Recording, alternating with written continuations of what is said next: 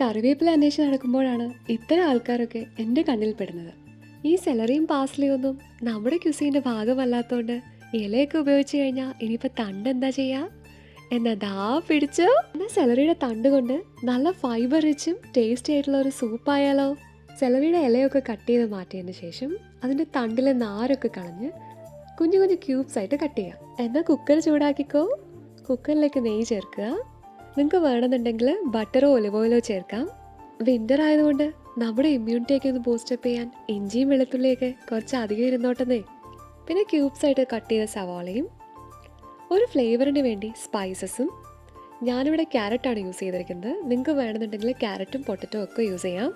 അതിലേക്ക് ക്യൂബ്സ് ആയിട്ട് കട്ട് ചെയ്തിട്ടുള്ള സെലറിയുടെ തണ്ടും പാകത്തിന് ഉപ്പും ചേർത്ത് ലൈറ്റായിട്ടൊന്ന് സോട്ട് ചെയ്യാം. ഇനിയിപ്പോൾ എന്താ, ഒരു നല്ല മഞ്ഞൾപ്പൊടിയും എരിവിന് ആവശ്യമായിട്ടുള്ള കുരുമുളക് പൊടിയും ഒരു നല്ല ഫ്ലേവറിന് വേണ്ടി നിങ്ങൾക്ക് ഇഷ്ടമുള്ള ടേസ്റ്റ് മേക്കറിൻ്റെ ക്യൂബും തക്കാളി അരിഞ്ഞതും ചേർക്കുക. സൂപ്പ് നന്നായിട്ടൊന്ന് തിക്കനാവാൻ വേണ്ടിയിട്ട് ചൂട് വെള്ളത്തിൽ കുതിർത്ത് വെച്ച അരക്കപ്പ് മൂങ് ദാലും ചേർത്ത് ഇനിയൊരു ഗുമ്മിന് വേണ്ടിയിട്ട് കുറച്ച് സെലറിയുടെ ഇലയും ഒരു സേജിൻ്റെ ഇലയും ചേർക്കുന്നുണ്ട്. ഇനി പാകത്തിന് ചൂട് വെള്ളവും ചേർത്ത് നന്നായിട്ട് പ്രഷർ കുക്ക് ചെയ്തെടുക്കുക.